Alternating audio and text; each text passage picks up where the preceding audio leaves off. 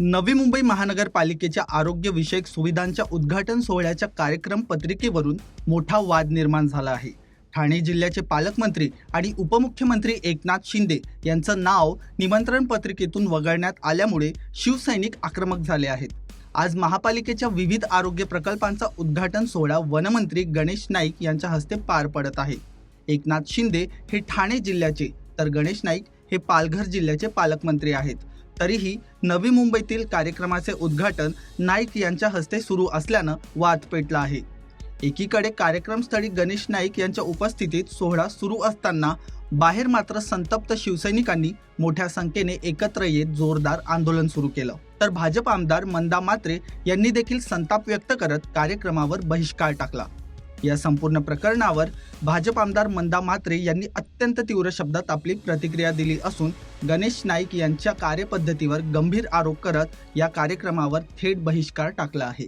माझ आणि मस्ती आहे, बाकी काय याला शब्द नाहीत माझ्याकडे।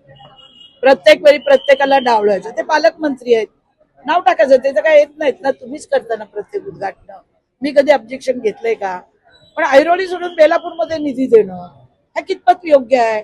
ठीक आहे, मग ऐरोलीतले लोक माझ्याकडे काय येतात?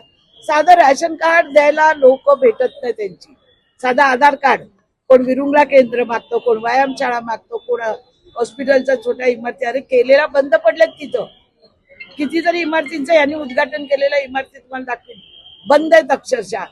त्या ह्याला आग का लागली? नाट्यगृहाला कोणी लावली ती आग? काढा ना शोधून तुम्ही, पण तुम्ही काय करता मीडियावाले? तुम्हाला नाही जाता येत का साईट वरती? प्रत्येक वेळी का मंदाताईनेच बोललं पाहिजे का? आता मी पक्षाला सांगितलेलं, आता मी थांबणार नाही आणि माझ्यावर कोणी अन्याय अत्याचार केला तर त्याची मी काही करणार नाही। तुमच्या आमदार निधी लावली, त्या कार्डावरती पहिलं नाव होतं शिंदे साहेबांचं, ते गायब झालं। दुसरं आलं की त्या 2 डायलिसिस मशीन मी सियासर फंडातून आणलेला, वर्षभर पडून होत्या दुडकात, 10 वेळा फोन केलं, लावलं नाही। ते माताचं दूध, ते सुद्धा वर्ष झालं मी त्याच्या मागे लागलंय। तर मी केलेला कार्यक्रम आहे ना, तुम्ही कसं काय क्रेडिट घेऊ शकता? बरं घ्या, चला ते मी तुम्हाला देते, पण कमीत कमी तुम्ही आमदार निधी इथं लावता। आणि त्यावेळी मला काय बोलत होते जेटवर, मी इथला आमदार आहे, मला विचारल्याशिवाय काय करायचं नाही। तुम्ही किती आम्हाला विचारता? तुम्ही किती आम्हाला विश्वासात घेता? प्रश्न हा आहे। महापालिका आली, महापौर आले, आम्ही मान्य केलं ना, आम्ही कधी बोलतो का? काय चाललंय महानगरपालिकेत? कुंपणच शेत खाते, द्या तिथे लक्ष जरा।